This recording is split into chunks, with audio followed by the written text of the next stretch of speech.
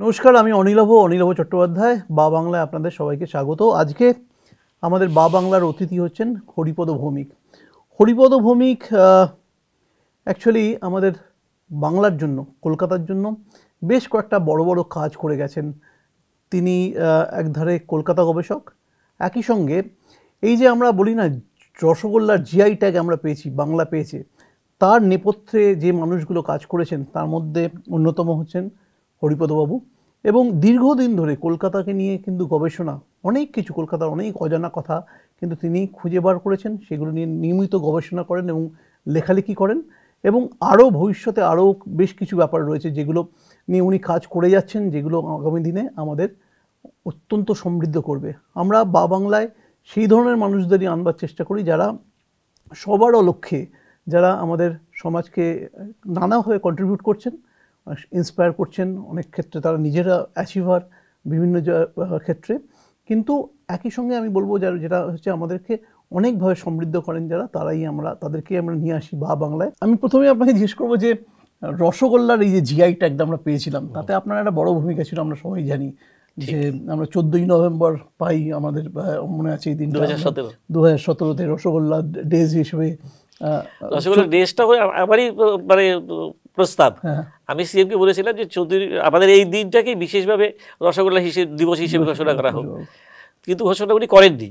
তার আগেই নিউ টাউনের যে মিষ্টি হাব তৈরি হয়েছিল, তো তখন আমি তাদেরকে প্রস্তাব দিলাম যে আপনারা রসগোল্লা দিবস করতে পারেন। তখন তোরা লুফে নেয় এবং 17তে ওরা সেই রসগোল্লা দিবস অনুষ্ঠানটা করে। পুজোর আগেই প্রস্তাব দিয়েছিলাম এবং হলো। এবং আজকে তো গোটা বাংলা কেন, গোটা পৃথিবীর যে প্রান্তি থাকুক বাঙালিরা 14ই নভেম্বর রসগোল্লা দিবস পালন করছে। রাইট। এই কাজটা কি ছিল, মানে লড়াইটা কোথায় ছিল জিআই ট্যাগ ব্যাপারে? লড়াইটা উড়িষ্যা থেকে অনেকদিন থেকে ওরা চেষ্টা করেছিল যে উড়িষ্যায় রসগোল্লার জন্ম। আমাকে 2015-র 30শে জুলাই আমাকে টেলিফোন করে এক সাংবাদিক রিজু বসু, সে আমাকে ফোন করে বলল যে আজকে আমাদের উড়িষ্যা গভর্নমেন্ট পুরীতে রসগোল্লার জন্ম এবং রসগোল্লা উড়িষ্যার, এই দাবিতে ওরা রসগোল্লা দিবস ঘোষণা করেছে। তো আপনি কি বলেন? তখন আমি বললাম যে একটু অন্যভাবেই বলেছিলাম যে সব কিছুতে তো আর উড়িয়ে আসিয়া জুড়িয়া বসিলে হয় না।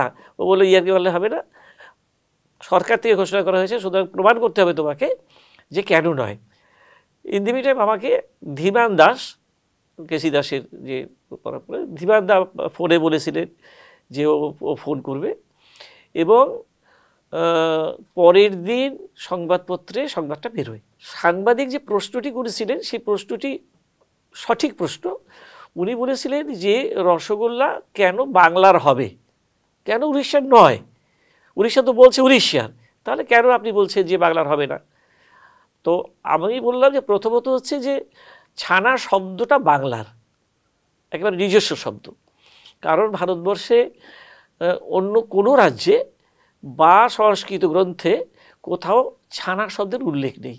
তখন তিনি বললেন যে ছানা শব্দের উল্লেখ নেই, কিন্তু প্রাচীন ভারতবর্ষে কি ছানা ছিল না? এমন ছিল। বিক্রমাদিত্যের নবরত্ন সভার নবরত্নের এক রত্ন হচ্ছেন অমর সিংহ। তিনি তার বইতে লিখেছেন যে গরম দুধে যদি টক দই দেওয়া হয় তাহলে যে শ্বেতাংশ তৈরি হবে তার নাম হচ্ছে ওই দধিকুচিকা, মানে দই দিয়ে কেটে দেওয়া হয়েছে। তো ফলে ভারতবর্ষের কোথাও তো ছানা নেই, ছানা আমাদের সম্পদ। তো সেই সূত্রেই আমরা দাবিদার। আর যে উড়িষ্যার মন্দিরে বিদেশ থেকে এসছে বলে গোল আলু, তারপরে ফুলকপি বাঁধাকপি ঢোকেনি, সেখানে কি করে নষ্ট দুধের ছানা ঢুকলো? কিন্তু ঢুকতে পারে না। সুতরাং সেই জায়গায় দাঁড়িয়ে নয়। তো এইটা পরের দিন আনন্দবাজার কাগজে প্রকাশিত হয়। প্রকাশিত হওয়ার পরে আমাদের খাদ্য প্রক্রিয়া মন্ত্রী তিনি সিএমের নজরে আনেন।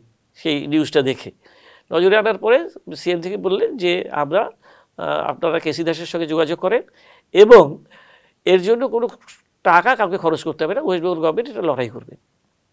তখন ওরা 4 তারিখে আগস্ট মাসে ডেট দিল যে 4 তারিখে আপনারা আসবেন, এসে যা তথ্য আছে তথ্য নিয়ে আসবেন। তো 31 তারিখে কথা 1 তারিখে ফোন করে বলেছে 4 তারিখে সমস্ত ডকুমেন্টস নিয়ে যেতে হবে, কেউ কেউ তো আমরা মেন্টালি প্রিপেয়ার্ড নই।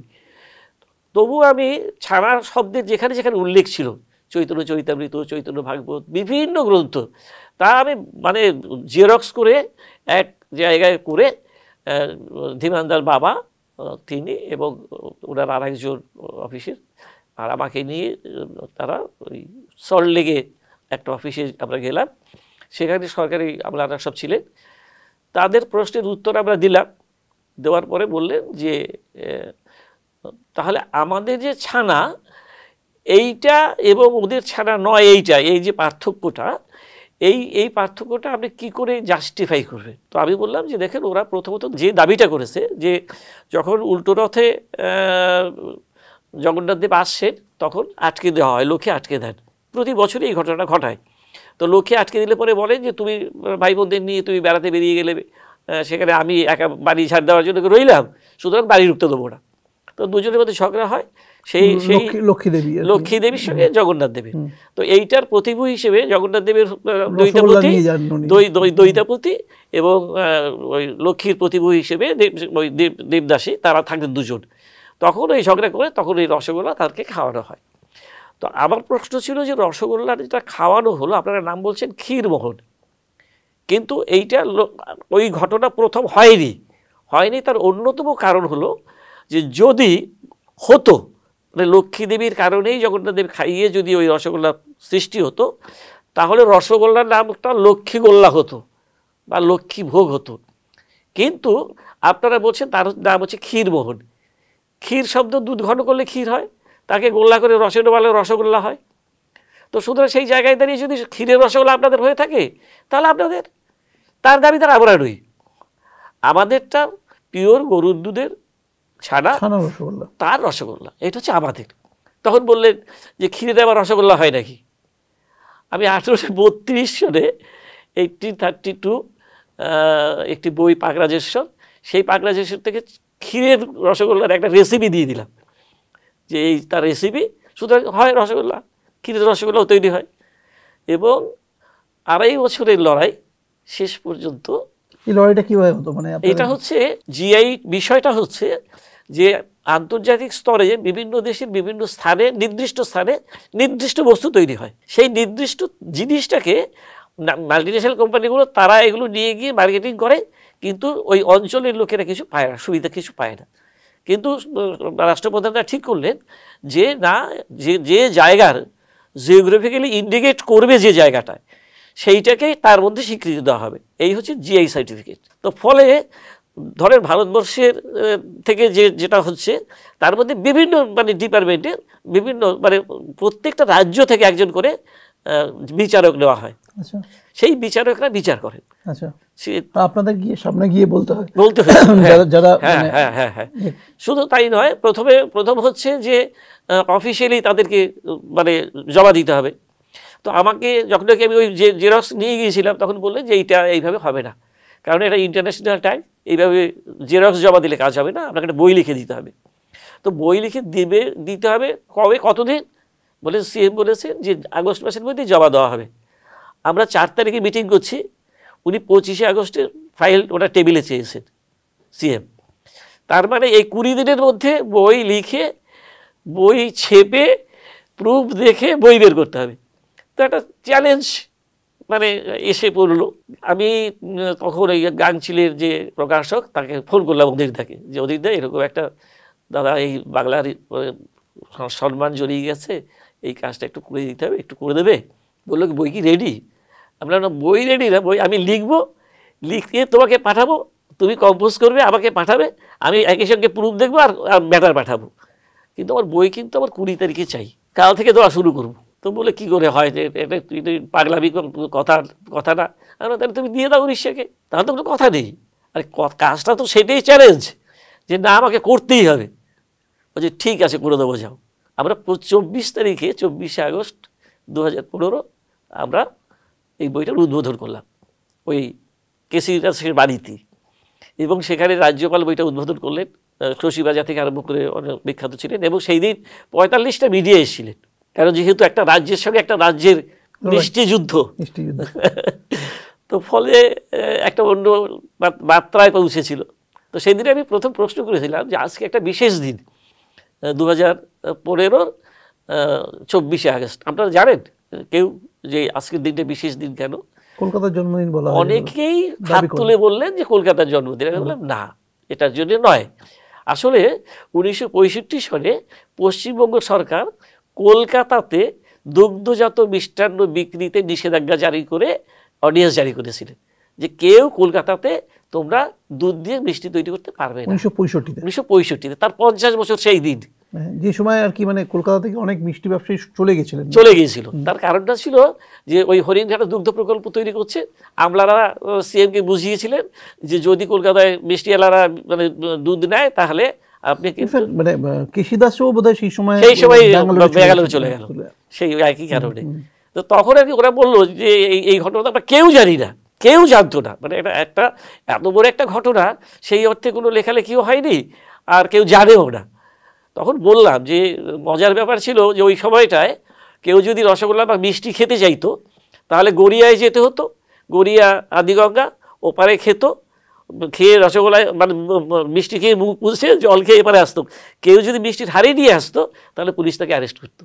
এটা ছিল এই প্রান্ত। আর ওই এয়ারপোর্টে বন্ধুপুরে ঢুকতে যে খালটা, খালের ওপারে 24 পরগনা, ওইখান থেকে খেয়ে এপারে আসতে হতো। কিন্তু যাই হোক এরকম সময় ছিল আর কি। একটা অদ্ভুত সময়ের মধ্যে দিয়ে গেছে। এবং আমি উড়িয়া চ্যানেলেও বসেছি, জি উড়িয়া আমাকে এখানেই জি উড়িয়াতে বসিয়ে আমাকে ট্যাগ করিয়ে দিয়েছিল উড়িষ্যাতে যে কথা বলুন। কিন্তু কথা বললে কি হবে, আমাদের সম্পদ সেখানে তো মানে এটা বিরাট উইন ছিল, মানে বিরাট জয় ছিল একটা, মানে সেই সময়। কারণ গোটা পৃথিবীর বাঙালিদের একটা মানে সেন্টিমেন্ট জড়িয়ে গেছে। ধরুন আমি বলছি বাংলার সঙ্গে তো এরকম অনেক অন্যান্য কিছু, ধরুন আমি বলছি মুর্শিদাবাদে কহিতুরাম বা মুর্শিদাবাদে বেশ কিছু আম রয়েছে যে আমরা বলি নবাব পছন্দ, বেগম পছন্দ, এই ধরনের আমগুলো শুধুমাত্র মুর্শিদাবাদেই হয়। তো আমি জানি না সেগুলো নাকি জিআই চেষ্টা চলছে, কাজ হচ্ছে, সেগুলো আমার মনে হয় ইমিডিয়েট করে নেওয়া উচিত।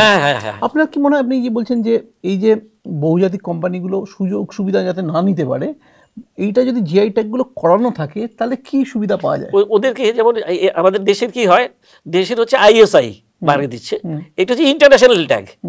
এইটা বিদেশে যখন রপ্তানি করতে হবে ওই জিআই ট্যাগ না হলে পরে সেই মাল যেতে পারবে না।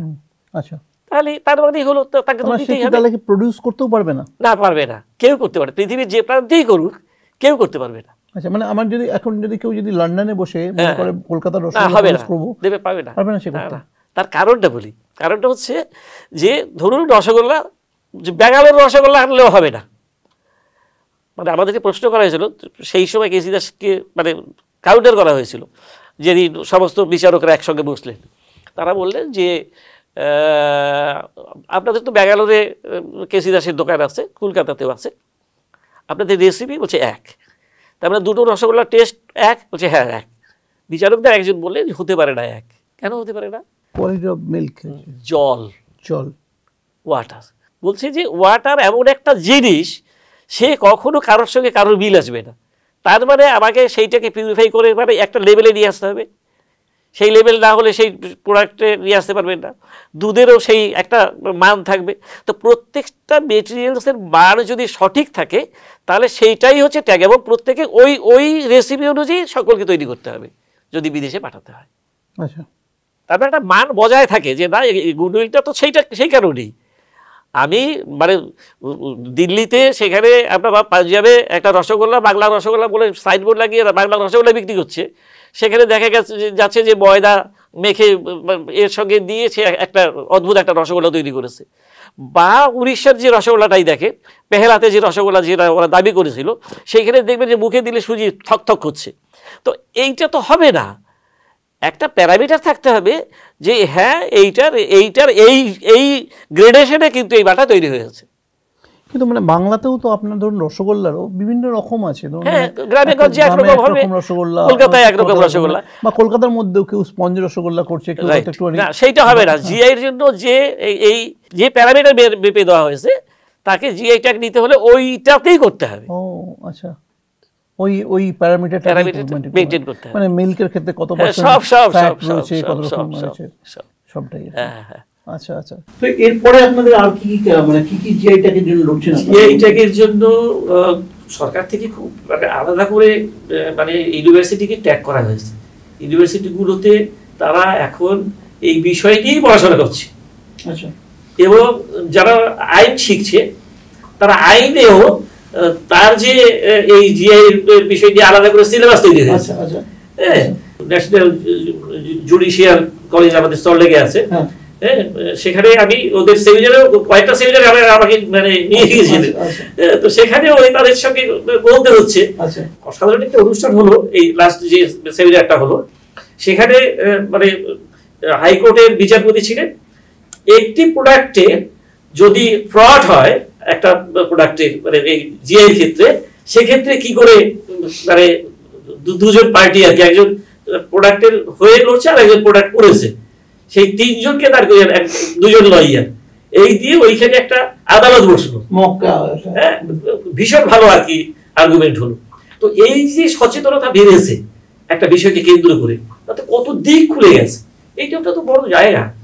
পাঠ্যক্রমে শুধু নয়, শুধু গ্রামে নয়, এবং গ্রামের মানুষও এখন অনেক বেশি এই বিষয় নিয়ে মানে যে গভর্নমেন্ট থেকে যেভাবে অ্যাওয়ারনেস মানে বিশেষ করে ডিএমপিএম থ্রু দিয়ে করাচ্ছে, প্রত্যেকটা গ্রাম কিন্তু এখন খুব জেগে উঠেছে।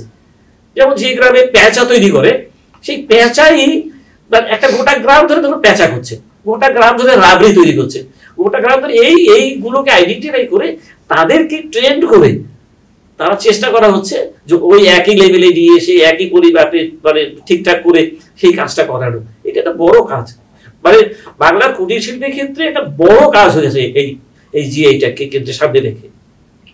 মানে এরা ফিনান্সিয়ালি কিভাবে বেনিফিট হচ্ছে? তারাই তো মানে ধরেন যারা বিদেশে যাচ্ছে তাদের তো তারা ডাইরেক্টলি এক্সপোর্ট করতে বা ইম্পোর্ট করতে পারছে। আচ্ছা, তারা এক্সপোর্ট যেটা করছে তারা তো ডাইরেক্ট করছে।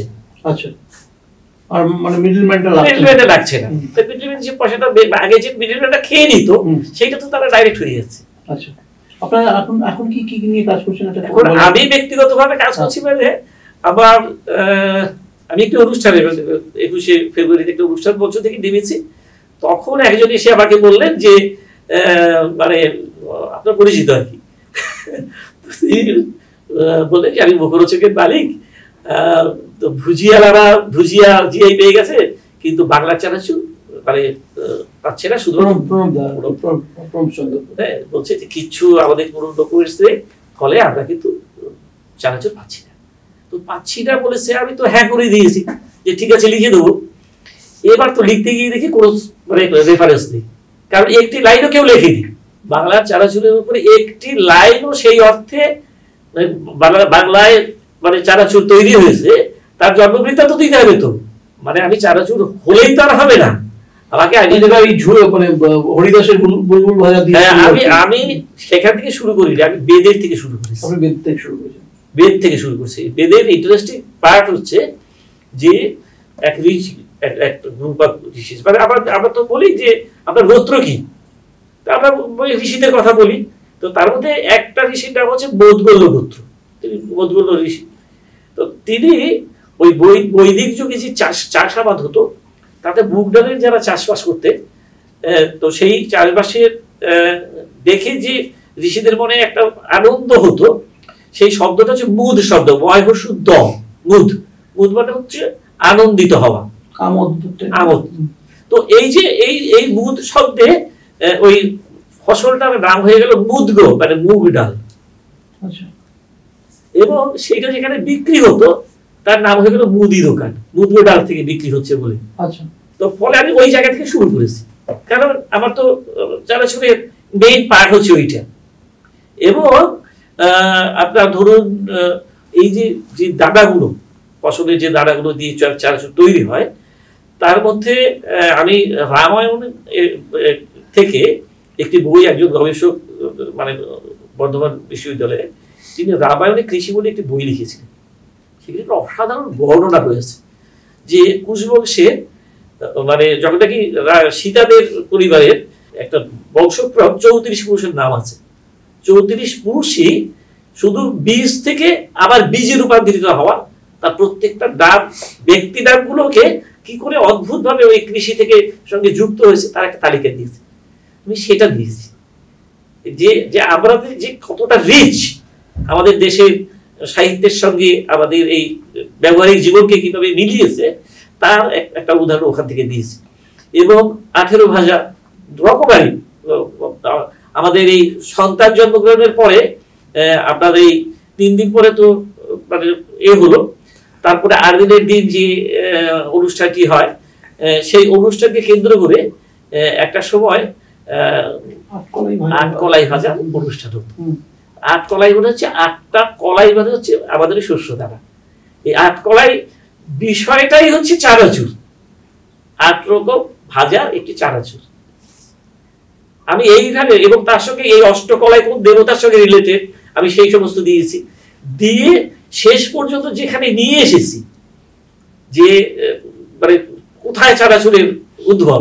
কারণ আমাদের মানে বাংলায় আলাদা করে কিন্তু মটরশুটির চাষ হয়েছে বর্ধমানে, বুদবুদ বলে যে জায়গাটি আছে সেখানে প্রথম চাষ শুরু হয়েছিল, এক সাহেব সেটাকে আইডেন্টিফাই করেছিল। মটরশুটি বুদবুদে হয়েছিল। ওইখানে একটি জল মানে জলস্রোত ছিল, নদী ছিল আর কি, সেখান থেকে ওই বুদবুদ মানে হয়ে আর কি জলটা নির্ঝরের মতো বেরিয়ে আসতো, সেই সূত্রে বুদবুদ নামকরণটা। এবং তার জল দিয়ে ওইটা চাষ হতো। এবং কলকাতার ইতিহাসের অভিনবত্ব জায়গা হচ্ছে কালীক্ষেত্র। এই যে কালীক্ষেত্র, এইটা আমরা সাধারণভাবে খুব বেশি দূর যেতে পারিনি। আমরা কালীঘাট বলতে এই তো এই সেই দিনের কালীঘাট আছে, 15th সেঞ্চুরি 16th সেঞ্চুরি এই পর্যায় পর্যন্ত গিয়ে আমরা আটকে যাই। কিন্তু অরিজিনালি তা নয়। কালীঘাটের বিশেষত্ব বলি আগে, তারপরে আমি মানে কি করে চানাচুরকে মেলালাম আমি পরে বলছি। কালীঘাটের কালী, আপনার যে কালী যে ত্রিকোণাকৃতি যে মূর্তিটি দেখেন তার মধ্যে 3টি চোখ আছে, জিভটা হচ্ছে সোনার, 4টে হাত সোনার। 2004 সালে 4টে সোনার হাত, আগে তামার হাত ছিল, সেই তামার হাত 4টে খুলে দেওয়া হলো সোনার হাত লাগাবে বলে। সেই দিনের কথা যদি ভাবে যে ওই দেবী মূর্তিতে 4টে হাত নেই, মুখে জিভটা নেই, কিন্তু একটা পাথরের ফলকে কিন্তু ওই দেবী মূর্তিটা তৈরি হয়েছে। তাহলে প্রথম যিনি তৈরি করেছেন তিনি যদি ওইটাকে এই কালী তৈরি করতেন তাহলে 4টে হাত দিতেন, জিভটা দিতেন, কিন্তু দেওয়ারে কিন্তু এই 4টে হাতও নকল, জিভটাও নকল, পদতলে শিব নেই, এলো চুল নেই, দেবীর নাম কালী, স্থান নাম কালীক্ষেত্র। আমরা সেই বিশ্বাসে বিশ্বাসী।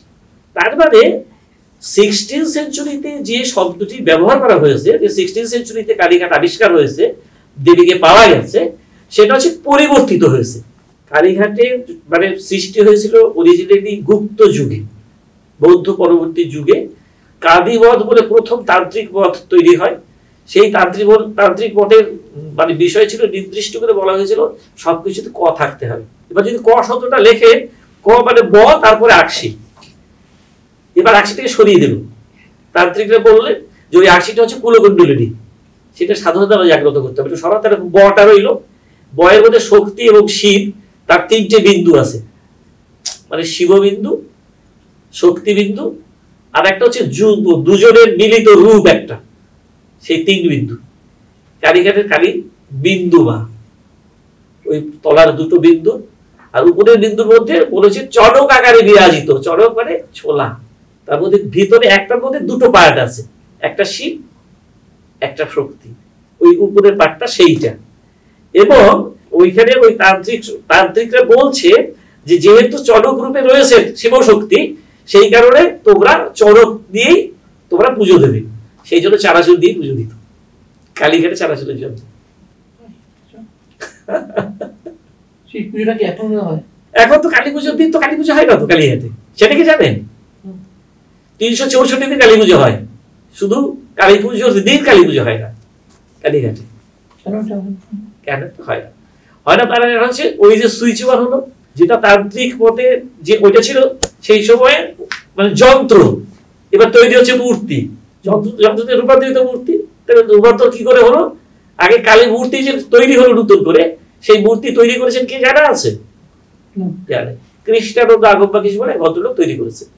নবদ্বীপে তার বাড়ি। চৈতন্য মহাপ্রভু সমসাময়িক লোক। তিনি আকুল হয়ে কাঁদলেন মায়ের কাছে যে মা, এই তো তোর মানে যন্ত্রে পুজো করছি, তা আমি কি সাকারে পুজো করতে পারবো না? তুই একটু সাকারে তুমি আবির্ভূত হওয়ার একটা রাস্তা দেখিয়ে দাও। তো তাকে আর কি দৈবাদেশ দেয় যে সকালবেলা উঠে তুই যে রূপে দেখবি তুই সেই রূপেই আবার পুজো করবি, মূর্তি তৈরি করবি। ঠিক আছে, সারা রাত আর কৃষ্ণানন্দের ঘুম হলো না। তিনি তো ছুটছেন ভোর না হতেই সেই গ্রাম বাদর পেরিয়ে একটি গোয়ালাপাড়ায় ঢুকেছে। সেই গোয়ালাপাড়াতে একটি নববিবাহিত বধূ ওই ভাসুর শ্বশুর ওঠার আগে ওই বাড়িতে ওই দাওয়ায় গোবর লেপার জন্য সে উঠেছে। উঠে ওই গোবর পাটি মেখে সে ওই গোবর দাওয়ায় পাটি দিচ্ছিলেন, কেউ বলে যে ঘুটে দিচ্ছিলেন। তো ওই সময় ওই কৃষ্ণানন্দ ওই পাড়া গ্রামে ঢুকেছে এবং ওই তাড়াহুড়ো করে দিতে গিয়ে তার চুলগুলো খোপা খুলে গিয়ে চুল হয়ে গেছে, আর ওই কপালে ঘেমে গেছে বলে টান দিয়েছে। সেই হাতে সেই জন্য তার দুটো হাতে সিঁদুরের এবং ভুরুতে সিঁদুর লেগে গেছে। সামনে এসে প্রণাম করেছে, প্রণাম করতে পর পুরুষ দেখে জিভ কেটেছে। আর সামনে ডান পাটা বাড়ানো ছিল, মেয়েদের বাবা বলা হয়, বাবা আগে চলে, কিন্তু ওইখানে সামনে ডান পা এগিয়েছিল, তাই শিবপক্ষে ডান পা দিল। আর ওই উপরের হাত ওই গোবরটা তুলেছিল সেই অবস্থাতে উপরের হাত একটা অভয় দিল আর পদতলে শিবকে এগিয়ে দিল। এই মূর্তি তৈরি হলো। এই কৃষ্ণানন্দ আগমবাগীশের এই মূর্তি কার্তিক মাসের অমাবস্যায় যে পুজো, সেই পুজোটা এই মূর্তিতেই পুজো হয় এবং এই কৃষ্ণানন্দ আগমবাগীশ তৈরি শুরু করেছিলেন। এবার কালীঘাটের কালীকে এই রূপান্তরটা করাতে গেলে তার মানে ওই চারটে হাত ওনার এখানে জোড়া হলো, জিভটা জোড়া হলো, পদতলে শিবের দরকার হলো না। ওই অবস্থাতে এই মূর্তিটাকে বলা হলো যে বাজ তলা থেকে উঠেছেন বলে গল্প প্রচার করে দেওয়া হলো। দিয়ে এই কালীঘাটের অরিজিনাল কালী, দেবীর নাম কালী, কিন্তু সেটা ছিল যন্ত্রে। সেইটাকে মূর্তিতে এই যেদিন এই চেঞ্জেস হলো সেই দিনটায়, সেই জন্য কালীঘাটে কালী পুজো করা হয় না। আচ্ছা, সেই দিন অলক্ষ্মী ব্রত পালন করা হয়।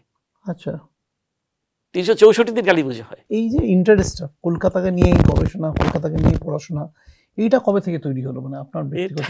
তো আমি তো পড়াশোনাই জানি না সেই অর্থে, কারণ বাংলাদেশ থেকে যখন এসে আমাকে ছোটবেলায় পাঠিয়েছিল আর কি, ক্লাস 4-এ পড়বো, পিসিমার কাছে পাঠিয়েছিলেন। সেটা পিসিমা তখন থাকতেন ধুবুলিয়া ক্যাম্পে, আমি ক্যাম্পেই এলাম, সেই ক্যাম্পেই ভর্তি করা হলো।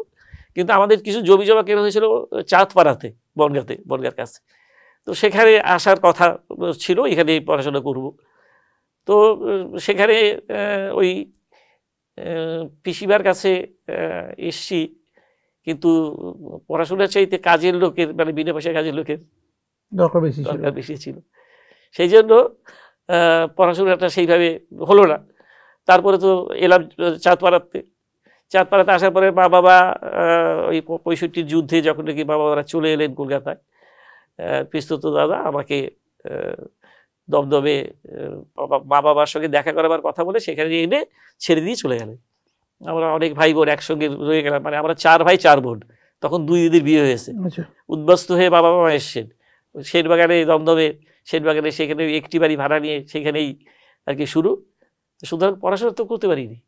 তারপরে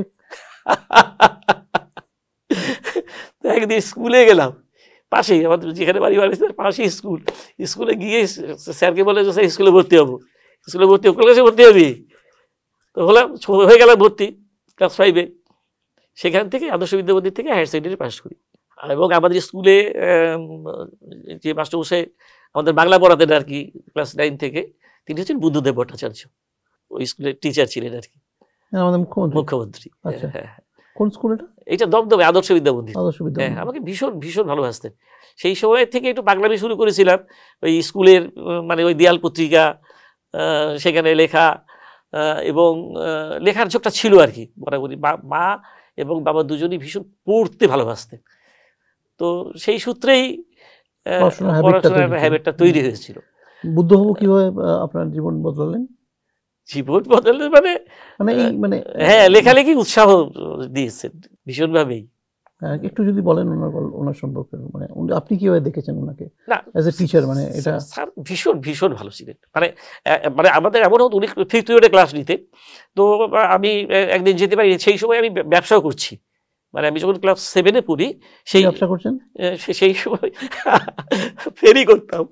আচ্ছা ফেরি করতেন, তো কি কি ফেরি করতেন যদি আপনি মানে আপত্তি না থাকে? না না করেছি আর কি, অনেক কিছুই করেছি, মানে মা বোনেরা তারা ব্লাউজ সেলাই করেছে, মানে মানে এমন অবস্থা আছে, একটা ঘর, সেই ঘরের মধ্যে পাখা নেই, হ্যাঁ, আমরা একই ঘরের মধ্যে রান্না, সেই রান্নার মানে হওয়ার পরে খাওয়ার পরে মা ঘর মুছছেন, আমরা হাত পাখা দিয়ে হাওয়া দিয়ে সেই ঘর শুকোচ্ছি, তারপরে বিছানা হচ্ছে, তারপরে শুচ্ছি। তো ফলে কঠিন অবস্থার মধ্যে দিয়ে জীবন মানে গিয়েছে। পড়াশোনা সে যে অর্থে পড়াশোনা মানে হওয়া উচিত, যে মানে আজকে বিভিন্ন ইউনিভার্সিটিতে বিভিন্ন মানে প্রতিষ্ঠান থেকে যায়, সেই জায়গাটা আমি বলি যে আমার পূর্বজন্মের স্বীকৃতি ছিল, সেইটার জন্য আমার এটা হয়, এবং অদ্ভুতভাবে সেইটাই আমি পাই মানে ধরেন এই যে আমি চানাচুর বললাম, চানাচুর আমি লিখতে বসলাম, আমার কাছে কোনো রেফারেন্স নেই, কিন্তু একটা সময় আমি যখন হায়ার সেকেন্ডারি পরীক্ষা দিই, তখন নকশাল আন্দোলন 71-এ নকশাল আন্দোলনে আমার স্কুলে বোম পড়লো, স্কুলের পড়াশোনা বন্ধ হয়ে গেল। সেই সময় মানে শিক্ষক কীরকম ছিলেন আমাদের, সেই সময় বলা হলো যে আর স্কুল পরীক্ষা দেওয়া হবে না, হায়ার সেকেন্ডারি পরীক্ষা দেওয়া হবে না। স্কুলে আমি ব্যবসায় নেমে পড়েছি, তখন আমি ইলেকট্রিক বাল্ব নিয়ে ফেরি করতে বেরোতাম আর কি, বিভিন্ন জেলায়, ব্যারাকপুর থেকে আরম্ভ করে মুর্শিদাবাদ পর্যন্ত, মানে ওই ল্যাম্প নিয়ে যেতাম, পাইকারি দোকানে দিতাম আর কি। তো তখন একদিন আমি ওই ব্যারাকপুর থেকে নেমেছি, দমদম স্টেশনে ট্রেনে করে নেমেছি, তখন স্কুলের এক বন্ধু নিচে দাঁড়িয়ে আছে, তখন বললেন যে স্যার তোকে যেতে বলেছে। তো গেলাম স্কুলে যাওয়ার পরে তখন বুদ্ধদেববাবুর সঙ্গে ক্লাসরুমে টিচার্স রুমে গিয়েছি, গিয়ে স্যারকে বললাম, স্যার বলে যে কোথায়, তোকে খুঁজে পাওয়া যাচ্ছে না কেন? তখন বললাম যে না স্যার, বলছে যে বিজয়বাবুর কাছে যা, মানে আমাদের অ্যাসিস্ট্যান্ট হেডমাস্টার বসে বললো, তো যা। তো গেলাম, যাওয়ার পরে বললো যে যা ফর্ম ফিল আপ কর। তো আমি ফর্ম ফিল আপ করবো, কিন্তু বলছে কিন্তু নয়, যা আগে ফর্ম ফিল আপ কর। বললেন ইন্দুবাবুর কাছে যান, মানে আমাদের যে স্কুল মানে যিনি আর কি অফিস করে বসেন আর কি, সেই অফিসে গেলাম। যাওয়ার পরে মানে বললেন যে 187 টাকা দে। তারপরে আমি কোথায় পাবো 187 টাকা এখন? তো বললো যে তাহলে তুই যা। আবার বিজয়বাবুর কাছে এলাম, বিজয়বাবু বললেন যে তোর বাবার নাম দিয়ে একটা চিঠি লেখ।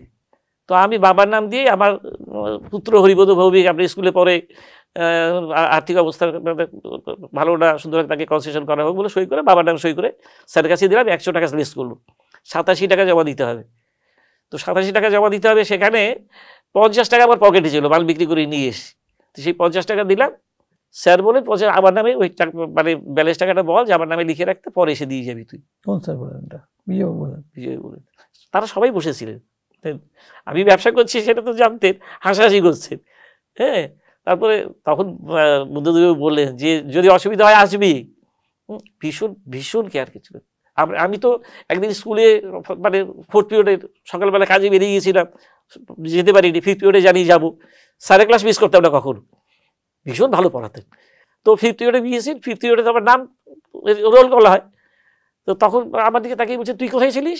সকালবেলা তো আমি ফার্স্ট পিরিয়ডে এসে তোকে তো দেখিনি। তখন আমি বলে যে স্যার আমি তো বাইরে, তখন ক্লাস শুরু হয়ে গেছিলো, আমি বাইরে ছিলাম, সেই জন্য ঢুকিনি। বলছি কেন ঢুকিসনি কেন? ভীষণ ভীষণ ভালো মানুষ, ভীষণ, মানে আমরা অন্যভাবে পেয়েছি স্যারকে। একবার আমার ওই কলিশহর কলকাতা বইটা বেরিয়েছে, আমি আলিহদি স্ট্রিটে স্যারকে দিতে গেছি, নিচে বসে আছি, স্যার 9টা 10-এ স্যার এলেন, গাড়ি থেকে নামলেন, হাতে ব্যাগ।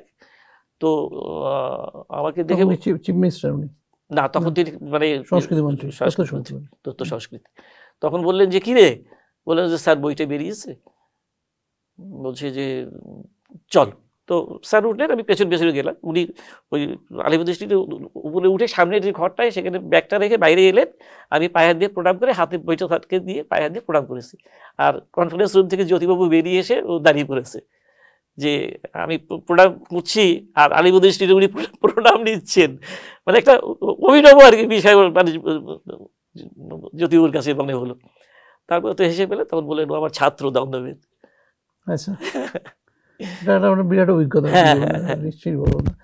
তারপরে আস্তে আস্তে এই কলকাতাকে নিয়ে গবেষণা, কলকাতা নিয়ে আমি তখন মুর্শিদাবাদে মাল বিক্রি করতে যেতাম, তো ওইখানে মাল নিয়ে যেতাম, বেশি তখন মালের অর্ডার থাকতো, এক দোকানই আমি দিয়ে দিতাম, দিয়ে একদিন পরেও আমাকে পেমেন্ট করতো।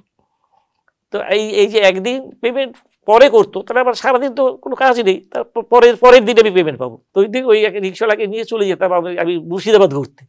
আচ্ছা, মুর্শিদাবাদে প্রেমে পড়লাম, মুর্শিদাবাদ দিয়ে এবার শুরু করলাম পড়াশোনা।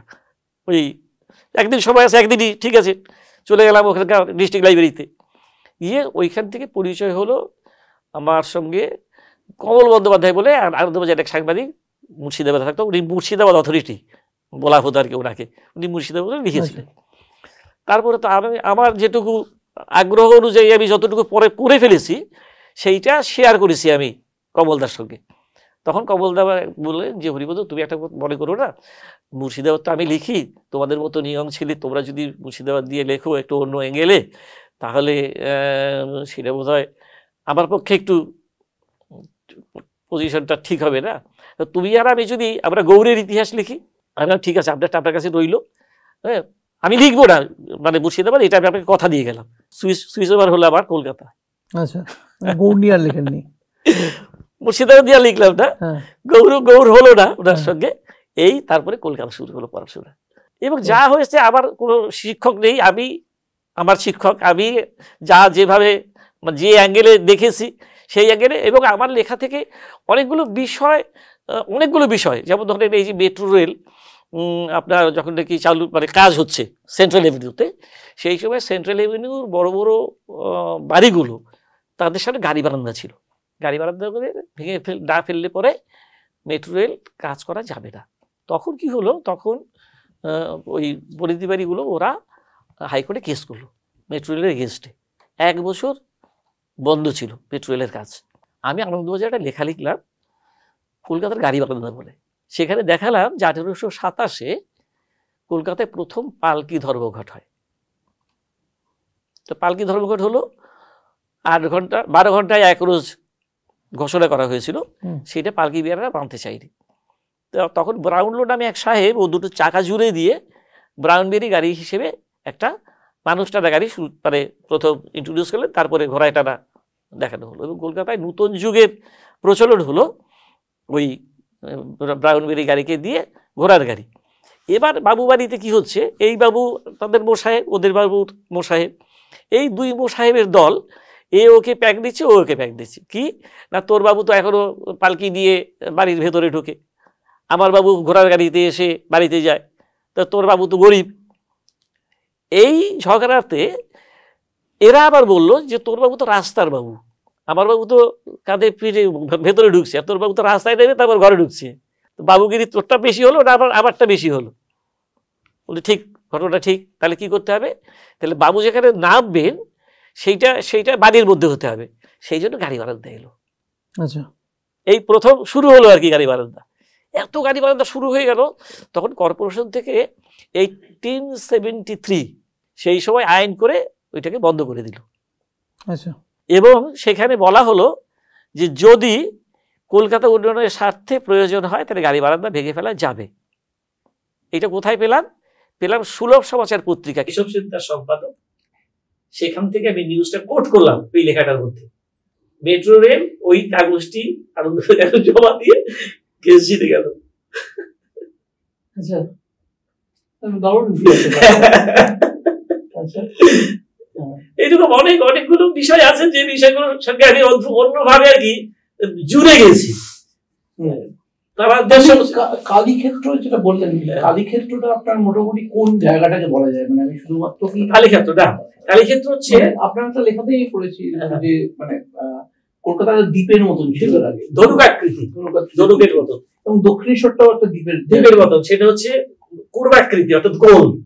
আচ্ছা, পূর্বাকৃতি ওইখান থেকে গঙ্গাটা এসছে, তো গঙ্গা উত্তর থেকে দক্ষিণ, এবং কলকাতার উত্তরে দক্ষিণেশ্বর। কখনো মনে হয়েছে যে কেন দক্ষিণেশ্বর উত্তরে,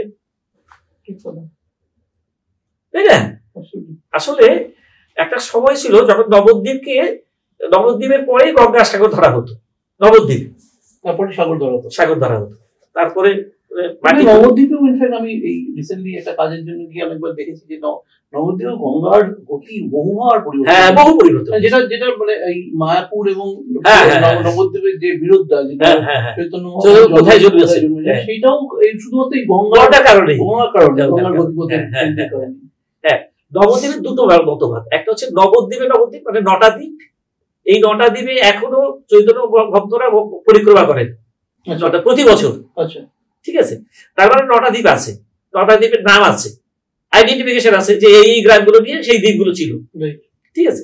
তারপরে নবদ্বীপ, পরে হলো আপনার অগ্রদ্বীপ, আগে এগিয়ে এসলো। তারপরে চক্রদ্বীপ মানে চাকদা, খড়গদ্বীপ খড়দা, আপনার আরিয়াদহ। এই আরিয়াদহ এই দ্বীপটাই হচ্ছে অরিজিনালি আমাদের এই দক্ষিণেশ্বর। দক্ষিণের কখন নামকরণ হতো, উত্তর থেকে দক্ষিণে নদী গঙ্গাকে কেন্দ্র করে সব নামকরণ হতো।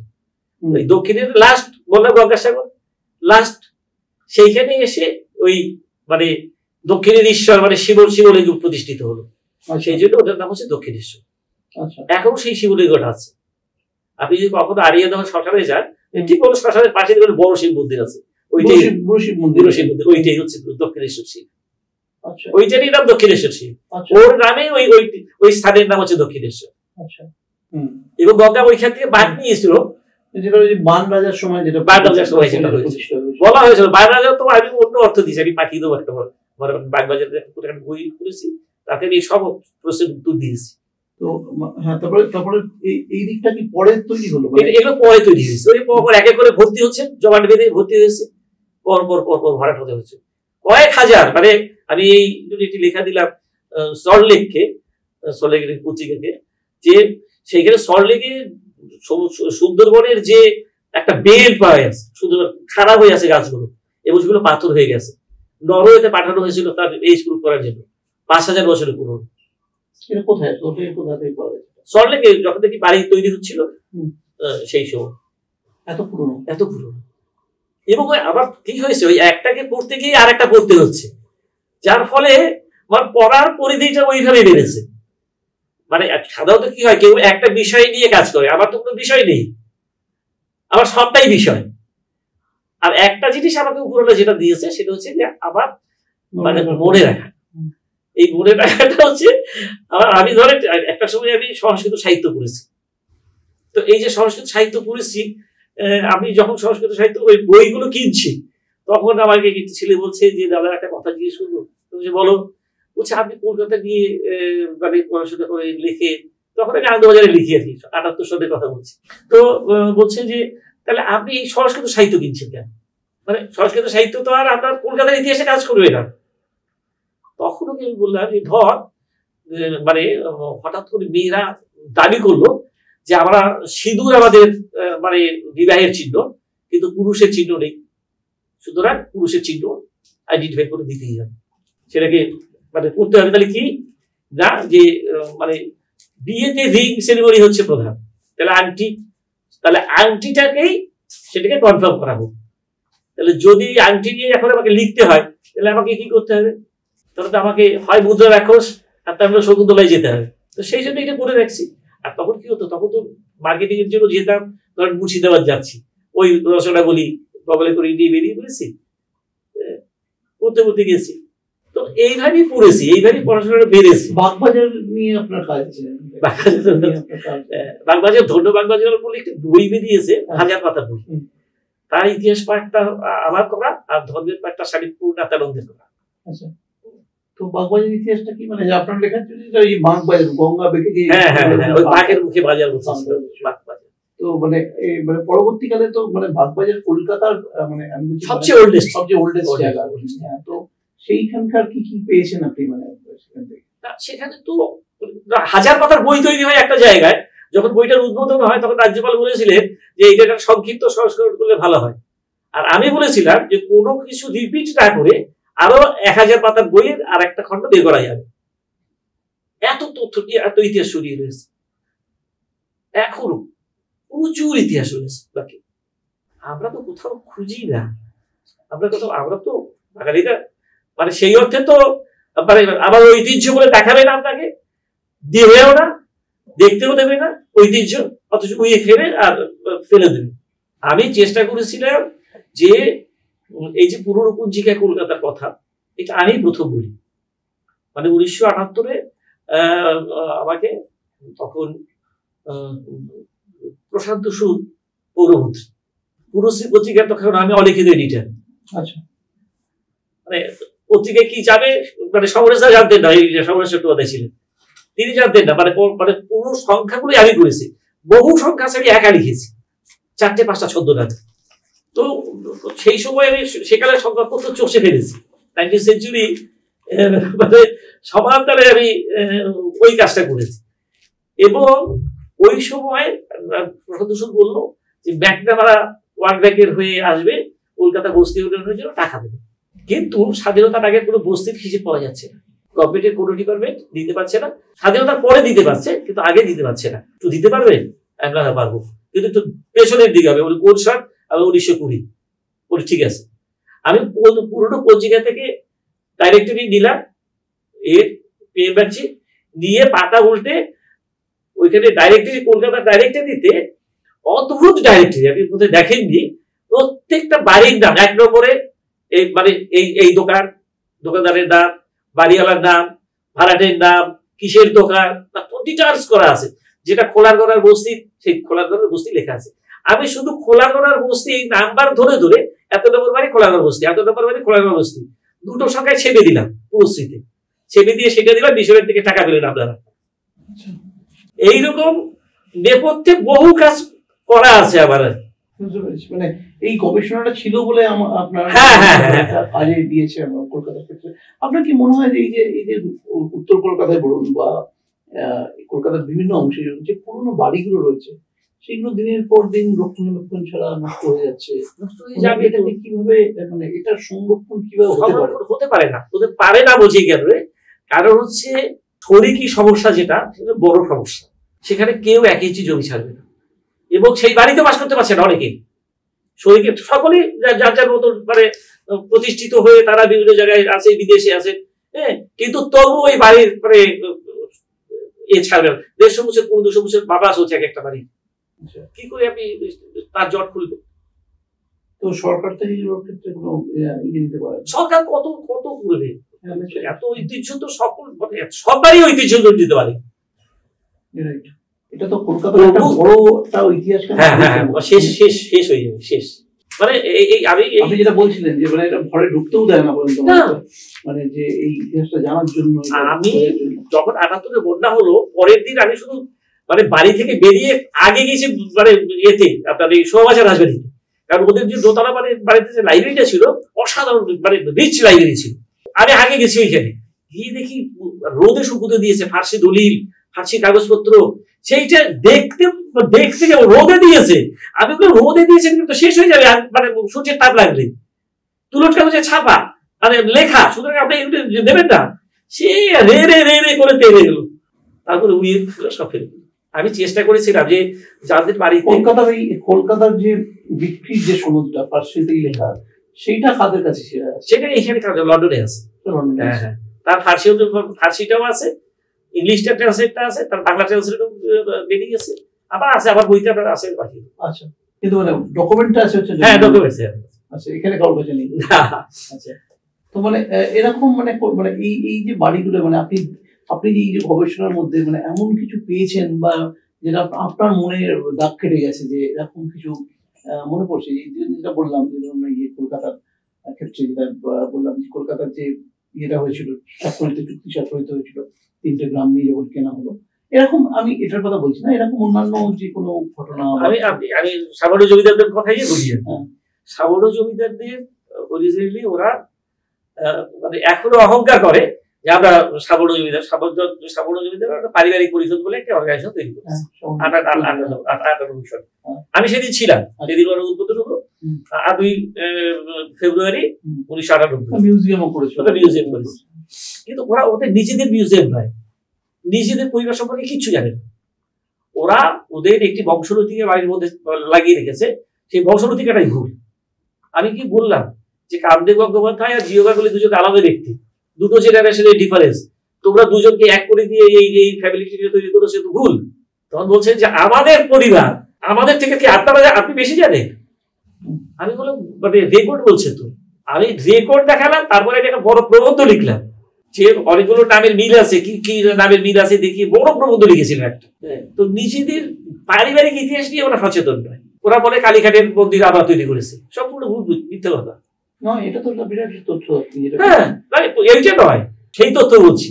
কলকাতাতে যে মানে মদন মোহন দত্ত ছিলেন তখন ব্যাংকার, ইস্ট ইন্ডিয়া কোম্পানিকেও টাকা ধার দিচ্ছে, নবাবকেও টাকা ধার দিচ্ছে। ওই বাড়ির ওই পরিবারের একটি ছেলে কালীপ্রসাদ দত্ত, তার নাম কালীপ্রসাদ দত্ত, প্রথম ব্যক্তি, প্রথম বাবু যিনি বাইজির বাড়িতে গেলেন। তো বাইজির বাড়িতে গেলে তো ফলে মানে এক কথায় বলা হতো বাবু মানেই কালীবাবু। কালীপ্রসাদ দত্তের বাড়িতে এক ভদ্রলোক চাকরি করতেন, রামদুলাল বলে, সে চাকরি করতেন। তো ওনার আবার মালিক যে মদন মোহন দত্ত, মদন মোহন দত্ত তাকে একদিন 12,000 টাকা দিয়ে বলেন তুমি এই টাকাটা দাও, নিয়ে তুমি যাবে, গিয়ে তাকে পেমেন্টটা করে আসবে। ও টাকাটা নিয়ে যাচ্ছে, নিলাম ঘরের পাশ দিয়ে যাচ্ছে, হঠাৎ একটা ডুবো জাহাজ তার নিলাম হচ্ছে। ওই 12,000 টাকা দিয়ে ওই নিলামটা ওর বসের নামে, মদন মোহন দত্তের নামে নিলামটা ডেকে ওই টাকাটা জমা দিয়ে দিল। সন্ধ্যেবেলায় 1,12,000 টাকা বিক্রি হলো। এবার ওই 1,12,000 টাকাটা সে নিয়ে এসে তার মদন মোহন দত্তের পায়ের কাছে রাখবেন যে এই টাকাটা আপনার, আমি একটা অন্যায় করে ফেলেছি, আমি টাকাটা ওনাকে দিয়ে আসিনি, সারাদিন নিখোঁজ, তো কি হলো, তো এই করেছি, এই অন্যায়টা করেছি, এইটা আপনার। উনি বলেন 12,000 টাকাটা রাখো, 1,00,000 টাকাটা নিয়ে চলে যাও, গিয়ে তুই নিজে ব্যবসা করো। এই লোকটার নাম হচ্ছে রামদুলাল দে সরকার, যার নামে রামদুলাল দে সরকার স্ট্রিট। আমেরিকার সঙ্গে প্রথম বাঙালি ব্যবসায়ী, ভারতবর্ষের মধ্যে প্রথম ব্যক্তি যে আমেরিকার সঙ্গে ব্যবসা করেছে। এবার কালীপ্রসাদ দত্ত তো ওইবারই ছিলেন, যতদিন পর্যন্ত মানে মদন মোহন দত্ত বেঁচে ছিলেন, এই রামদুলাল খালি পায়ে ওই গিয়ে হেদুয়া থেকে নিমতলা ঘাটে গিয়ে ওই 5 টাকা মায়না টাকা নিয়েছে, তখন উনি ক্রোড়পতি। ঠিক আছে, তো ওই বাড়িতে এবার কালীপ্রসাদ দত্তের মানে মা মারা গেলেন। মা মারা যাওয়ার পরে তো জ্ঞাতিরা এবার শরীরে লড়াই, যে ওর বাড়ি ও বাইজি বাড়িতে যায়, জগদান্ন ভক্ষণ করেছে, সুতরাং মুসলমান বিয়েতে হাড্ডা খেয়েছে, সুতরাং আমরা ওই বাড়িতে যাবো না। কলকাতার সবচেয়ে বিগেস্ট বড় রকমই, আর ওরা বাড়িতে কেউ আসবে না, একটা অসম্মানের ব্যাপার, আর দলাদলিতে হেরে যাবে, তখন তো লড়াই তো বিশাল লড়াই। তখন ঠিক হলো, ও করলো কি, কালীপ্রসাদ এসে ধরলো রামদুলালকে যে তুমি একটা ব্যবস্থা করে দাও। এবার সে ধরলো এই সাগর জমিদারদের সন্তোষ রায় চৌধুরীকে, যে তুমি তো দক্ষিণবঙ্গে ব্রাহ্মণদের প্রধান, তুমি ওদেরকে দিয়ে এইটাকে যেটা করলে হয়। তো বললো যে ওকে আবার মুসলমান থেকে হিন্দু করতে হবে, সমন্বয় করতে হবে। সেই যুগে সমন্বয় করাতে গিয়ে 3.5 লক্ষ টাকা ব্যয় করেছিল, 2 টাকা আয় করলে একটি একান্ন কর্তৃক সংসার চলছে। সেই যুগে 3.5 লক্ষ টাকা খরচ করে সমন্বয় করে ওর মাতৃশ্রাদ্ধে সেই ব্রাহ্মণদের নিয়ে আসলো। ব্রাহ্মণদের জন্য 25,000 টাকা ভোজন দক্ষিণা দিল। কোনো ব্রাহ্মণ নিল না টাকাটা। কেন নিল না? বলছে যে পুজো শেষে, অনুষ্ঠান শেষে যদি দক্ষিণা নেওয়া হয় তাহলে কাজটা সম্পূর্ণ হলো, যদি না নেওয়া হয় দক্ষিণা তাহলে কাজটা সম্পূর্ণ হলো না। ওরা বললো যে আমরা কাজটা সম্পূর্ণ করতে চাইলাম না, তার মানে আমাদের এক ঘরে করার আর কোনো চান্স রইল না। ব্রাহ্মণরা টাকাটা নিল না। 25,000 টাকাটা তখন ওই সন্তোষ রায়ের হাতে তুলে দেন, যে দাও এই টাকাটা নিয়ে যাও, যা খুশি করো। তখন বললো যে ঠিক আছে, কালীঘাটের মন্দিরটা তো মানে অবস্থা খারাপ, তাহলে সেইটা সংস্কার করি, সংস্কার না ভেঙে নতুন করে দেবো। সেইটা ভেঙে নতুন করে শুরু করলো এবং 1809 সালে ওইটা কমপ্লিট হলো। যে মন্দিরটা এখন দাঁড়িয়ে আছে ওইটা এই শ্রাদ্ধের 25,000 টাকায় তোলা। যেহেতু সদস্য রায়ের হাতে দিয়েছে, সুতরাং আমরা তৈরি করে দিয়েছি। এরকম গল্প বোধ শেষ হবে না, চলতেই থাকে, তো কোথাও আমাদের শেষ করতে হবে। তো আমার যেটা বলার ছিল যে এই মানুষটা মানে কলকাতার জন্য সত্যি যে একদম সবার অলক্ষ্যে কিন্তু এই কাজগুলো করে যাচ্ছেন। শুধু গবেষণা নয়, গবেষণার যে একটা তার থেকে একটা যে সুফলটা, সেটা কিন্তু কলকাতাবাসী, আমাদের বাংলার মানুষ কিন্তু আমরা প্রতিদিন আমরা পেয়ে যাচ্ছি ওনার কাছ থেকে। খুব ভালো থাকবেন, সুস্থ থাকবেন। আর বা বাংলায় আমরা এরকমই মানুষজনকে নিয়ে আসি যারা অ্যাকচুয়ালি আমাদের সবার অলক্ষ্যে কাজ করে যান, আমাদের ইন্সপায়ার করেন, আমাদের তারা তাদের জীবন দিয়ে আমাদের শিখিয়ে দিয়ে যান যে জীবনটা কিভাবে বাঁচতে হয়। তো আপনারা সবাই ভালো থাকবেন। বা বাংলা চ্যানেলকে, আমাদের যে ইউটিউব চ্যানেল সেটাকে সাবস্ক্রাইব করবেন, ফেসবুকে আমাদের ফলো করবেন। সবাই ভালো থাকবেন, নমস্কার।